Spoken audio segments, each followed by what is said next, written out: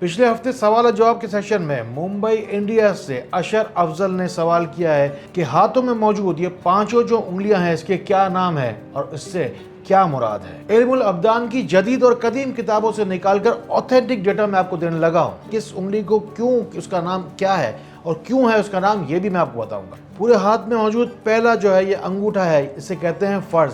शहादत की उंगली कहलाती है, जो इंडेक्स फिंगर है। हर मुसलमान की सबसे बड़ी ख्वाहिश होती है जन्नत, और सबसे बड़ी उंगली का नाम भी यही है। तीसरी उंगली का नाम है अमानत, जिसका तार सीधा जाके दिल से जुड़ता है। सबसे आखिर उंगली जिसे हम कहते हैं छोटी उंगली, जिसे हम कहते हैं आमीन की उंगली, जब चेहरा पर हाथ फेरते हैं हम दुआ करने के बाद, तो ये उंगलियां सबसे आखिर में चेहरे को छूती हैं, इसीलिए इनका नाम आमीन है। जब एक इंसान दुआ करता है तो उस वक्त भी ये पांचों उंगलियां आसमान की तरफ होती हैं। इनके नाम और इसकी नीयत हमें जरूर मालूम होनी चाहिए। मैं डॉक्टर फहद आर्तानी रोशनी वाला, आपका रूहानी मुआलिज, आपका रूहानी उस्ताद फ्रॉम roshnicenter.com।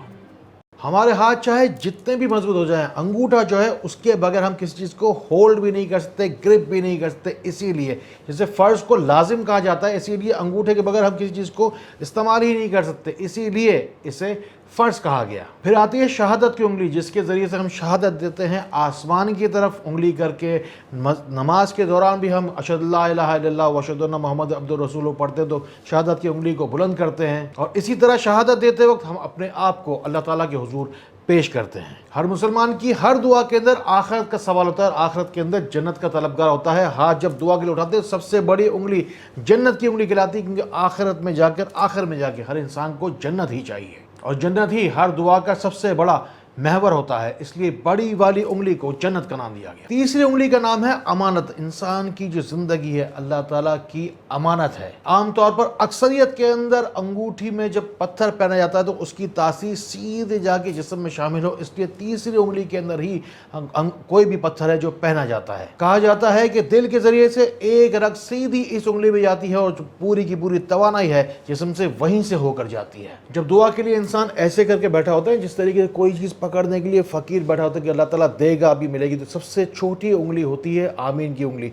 उसके बाद चेहरे पर हाथ फेरा जाता है, और सबसे आखिर में जो उंगलियां फेरने के बाद जब सबसे आखिरी उंगली चेहरे को फेरी जाती है वो होती है सबसे आखिरी उंगली, इसीलिए इस उंगली का नाम भी आमीन रखा गया है। इल्मुल अब्दान कहते हैं बदन के मुताल्लिक जो कोई भी इल्म है उसे कहते हैं इल्मुल अब्दान। पुरानी किताबों में साफ साफ लिखा गया कि हर शख्स को इन उंगलियों के नाम जरूर लाजिम मालूम होने चाहिए, इसलिए कि क़यामत वाले दिन जो कुछ भी हमने अमाल किए हैं इन हाथों से, इस बारे में हाथों से सवाल किया जाएगा। दरअसल क़यामत वाले दिन हमारे आज़ा खुद गवाही देंगे कि किस बॉडी पार्ट से हमने कौन सा गुनाह किया, इन हाथों से हमने क्या कारगुजारी की, इस बारे में हाथ खुद गवाही देंगे। इन्हीं हाथों से इंसान मेहनत करके रोटी कमाता है, और इन्हीं हाथों से इंसान रिश्वत की नोटें भी पकड़ सकता था। इन्हीं हाथों से लोग दूसरों को कत्ल भी करते हैं, और इन्हीं हाथों से लोग दूसरों के जख्मों पर मरहम भी रखते हैं। आप अपने ही हाथों की मिसाल ले लीजिए कि आप कोई घटिया फजूल कोई गुनाहगारी के किसी काम के अंदर भी अपने हाथों को लगा सकते हैं। जिससे आपने मोबाइल फ़ोन पकड़ा हुआ है, आप अच्छी चीज़ सुन रहे हैं,